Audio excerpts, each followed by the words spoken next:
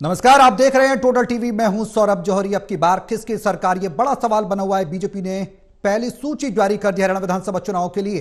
67 उम्मीदवारों के नामों को उसमें शामिल किया गया पहली लिस्ट में। बता दें कि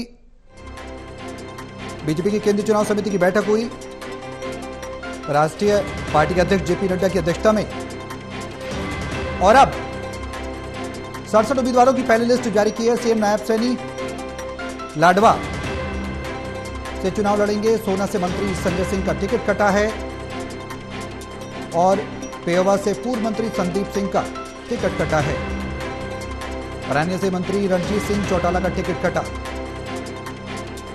भवानीखेड़ा मंत्री विशंबर वाल्मीकि का टिकट कटा है। बीजेपी के 24 मौजूदा विधायकों को दोबारा टिकट मिला, यानी कि सिटिंग एमएलए 24 हैं जिनको टिकट दिया गया है। बीजेपी ने उम्मीदवारों की पहली सूची जारी की है। एक लंबे अंतराल के बाद इंतजार किया जा रहा था कि बीजेपी की सूची आए, कांग्रेस की सूची आए, पहली लिस्ट किसकी आ सकती है। तो संभवतः ये नाम सामने आए हैं, 67 नाम, जिसमें सीएम सैनी को लाडवा से और कई मंत्रियों का टिकट काटा है। सोना से संजय सिंह का टिकट कटा है, पेहोवा से पूर्व मंत्री संदीप सिंह का टिकट कटा है और रानिया से मंत्री रणजीत सिंह चौटाला का टिकट कटा है। भवानीखेड़ा मंत्री विशंबर वाल्मीकि का टिकट कटा। 67 उम्मीदवारों की जो लिस्ट आई है, पहली सूची बीजेपी ने जारी की है। हरियाणा विधानसभा चुनाव को लेकर ऐलान हुआ है, आगाज हुआ है बीजेपी के द्वारा। कुछ मंत्रियों के नाम भी काटे गए हैं। टोटल टीवी के इनपुट एडिटर सुजीत कुमार हमारे साथ हैं। ज्यादा जानकारी के लिए फोन लाइन पर सीधे उनका रुख करेंगे। सुजीत जी, बीजेपी ने 67 उम्मीदवारों की जो सूची जारी की है, अंदाजा लगाया जा रहा था कि कांग्रेस की पहले आएगी, बीजेपी की पहले आएगी। संभवतः यह अनुमान था कि 67 उम्मीदवारों के नाम बीजेपी संभवतः जारी कर सकती है। 55 से 67 के बीच में चर्चा भी चल रही थी। अब कुछ मंत्रियों के टिकट भी काटे गए हैं। क्या कुछ रणनीति बीजेपी की पहली सूची के बाद नजर आ रही है और किन किन नामों को शामिल किया गया, कौन से नाम काटे गए, क्या जानकारी? देखिए, अगर सबसे पहले हम बात करें कि 67 में से 25 एमएलए को टिकट मिला है और इसमें 25 एमएलए को टिकट दिया गया है, मौजूदा एमएलए को बीजेपी के, जबकि 3 ऐसे एमएलए हैं जो जेजेपी से आए हुए थे, उनको भी टिकट दिया गया है। टोहाना से देवेंद्र बबली, उकलाना से अनूप दानव और सफीदों से राम कुमार गौतम को टिकट दिया गया। ये पिछले दिनों बीजेपी में शामिल हुए थे। तो इस तरह से अगर एमएलए की बात की जाए तो 28 एमएलए हो जाते हैं जिनको टिकट मिला है और 3 एमएलए की सीट बदल दी गई है। अगर हम बात करें रणवीर गंगवा, जो डिप्टी स्पीकर भी हैं और नलवा से वो एमएलए थे, तो उनको बरवाला से टिकट दिया गया है, उनका टिकट बदल दिया गया है। और दूसरी तरफ अगर हम कोसली के जो एमएलए थे वो लक्ष्मण यादव थे, लक्ष्मण यादव को वहां से कोसली की बजाय रेवाड़ी शिफ्ट कर दिया गया है। और राम कुमार गौतम नारनौद से थे, जेजेपी के एमएलए, वो बीजेपी में शामिल हुए थे, उनको अब बीजेपी ने सफीदों से टिकट दिया है। और इसी तरह अगर हम बात करें कि टिकट किसकी किसकी कटी, तो सबसे पहले अगर हम बात करें सोहना की, तो सोहना से एमएलए हैं संजय सिंह और वो मौजूदा सरकार में मंत्री भी हैं, तो उनकी टिकट काट दी गई है। उनकी जगह तेजपाल तंवर को बनाया गया है, उम्मीदवार बनाया गया है। अब भवानीखेड़ा से विशंबर वाल्मीकि एमएलए हैं बीजेपी के, उनका भी टिकट काट दिया गया है और विशंबर वाल्मीकि की जगह जो है कपूर वाल्मीकि को टिकट दिया गया है। और इसके अलावा जो पूर्व मंत्री संदीप सिंह हैं, पेहोवा से जो है वो विधायक थे बीजेपी के, उनकी जगह जो है उम्मीदवार बनाया गया है पेहोवा से सरदार कमलजीत सिंह अजराना को उम्मीदवार बनाया गया है। और हम बात करें मौजूदा जो ऊर्जा मंत्री हैं, ऊर्जा मंत्री रणजीत सिंह, वो भी लोकसभा के चुनाव में जो है शामिल हुए थे बीजेपी में और बीजेपी ने उनको वहां से टिकट भी दिया था हिसार लोकसभा क्षेत्र से, और उनको भी वो रानिया से निर्दलीय चुनाव जीते थे। और इस बार लोकसभा चुनाव के बाद उनको उम्मीद थी कि वहां से उनको उम्मीदवार बनाया जाएगा रानिया से, लेकिन रानिया से बीजेपी ने रणजीत सिंह की बजाय शीशपाल कंबोज को उम्मीदवार बनाया है जी। अगर हम बात करें पलवल से दीपक मंगला जो बीजेपी के एमएलए हैं, उनकी भी टिकट काट दी गई है। उनकी जगह जो है पलवल से उम्मीदवार बनाया गया, गौरव गौतम को उम्मीदवार बनाया गया है जी। और अटेली से जो है, अटेली से अगर हम बात करें तो वहाँ सीताराम बीजेपी के एमएलए चुनाव जीते थे, उनकी जगह राव इंद्रजीत सिंह की बेटी आरती सिंह राव को बीजेपी ने उम्मीदवार बनाया है। और इसी तरह से अगर आप देखें फरीदाबाद से बीजेपी के मौजूदा एमएलए नरेंद्र गुप्ता हैं, उनका टिकट काट दिया गया है और इस बार विपुल गोयल पर फिर से बीजेपी ने भरोसा जताया, क्योंकि पिछली बार जो है विपुल गोयल मंत्री भी थे, एमएलए भी थे, तो उनका टिकट काट के नरेंद्र गुप्ता को दिया गया था। नरेंद्र गुप्ता जीते थे और इस बार उनकी जगह जो है विपुल गोयल को उम्मीदवार बनाया गया है। अगर हम बात करें गुरुग्राम से, तो गुरुग्राम से जो है मौजूदा बीजेपी एमएलए सुधीर सिंगला का भी टिकट काट दिया गया है।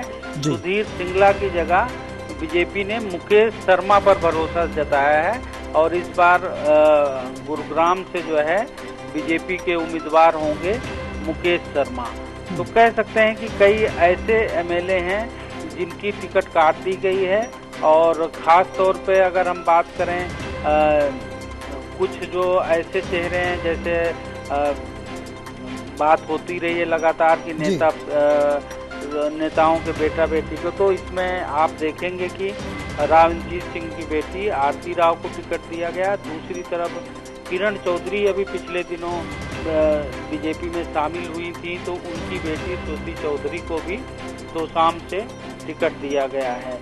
हालांकि जो है कृष्णपाल गुर्जर जो फरीदाबाद से लोकसभा सांसद और केंद्रीय मंत्री भी हैं, उम्मीद थी कि उनके बेटे को भी टिकट मिलेगी, लेकिन सिगांव से उनके बेटे को टिकट नहीं मिल सकी है। तो ये हैं जो है जो खास इसमें। और एक बात और है कि अगर देखें तो जो पूर्व सांसद हैं बीजेपी के अरविंद शर्मा को गोहाना से टिकट दिया गया है और वो रोहतक से लोकसभा का चुनाव हारे थे।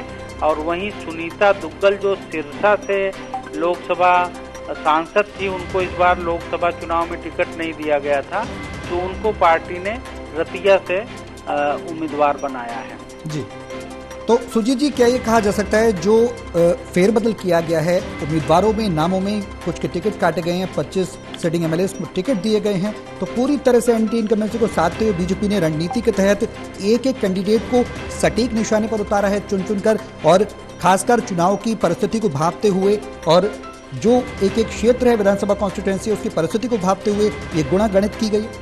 बिल्कुल कह सकते हैं कि बीजेपी ने जो रणनीति बनाई है और वो इस हिसाब से टिकट का वितरण किया गया है, जहां जीतने वाले उम्मीदवार हैं, जिनकी लोकप्रियता अच्छी है, उनको टिकट दिया गया है, और जिनकी लोकप्रियता में गिरावट आई थी, चाहे वो मंत्री रहते हुए चाहे एमएलए रहते हुए, ऐसे लोगों को का टिकट काट दिया गया है।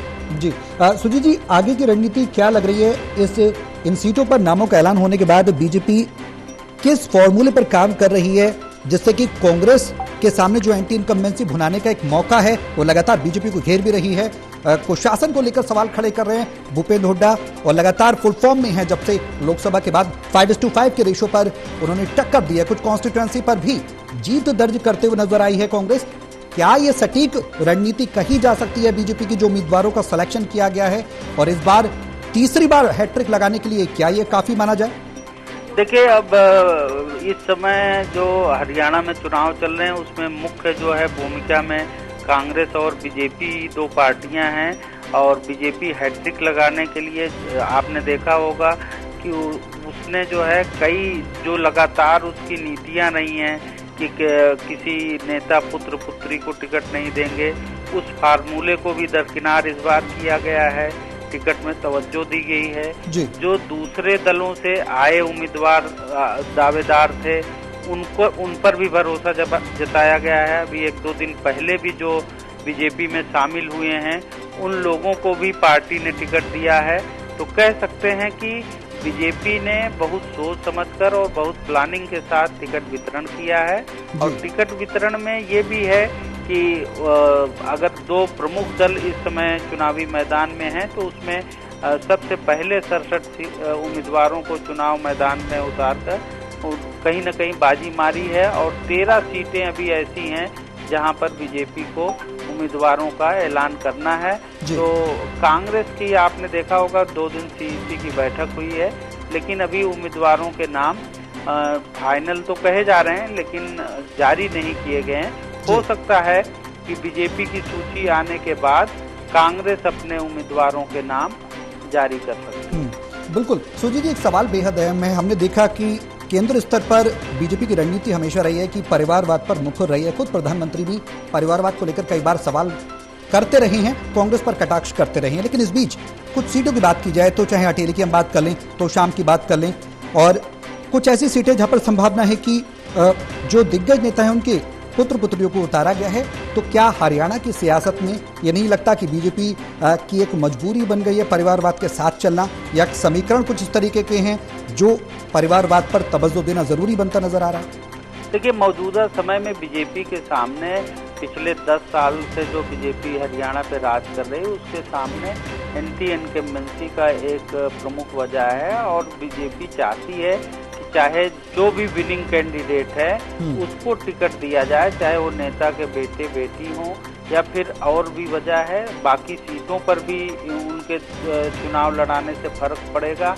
तो बड़े नेताओं के बेटा बेटी हैं, तो इस वजह से बीजेपी ने अपने सिद्धांतों के साथ भी समझौता किया है। उसके सामने इस समय लक्ष्य है चुनाव जीतने का, तो वो किसी भी कीमत पर कोई भी चूक नहीं करना चाहती। इसलिए चाहे दल बदलू हो, चाहे नेता के पिता बेटे बेटियों को मौका देने की बात हो, उसमें भी पूरी तवज्जो दी गई।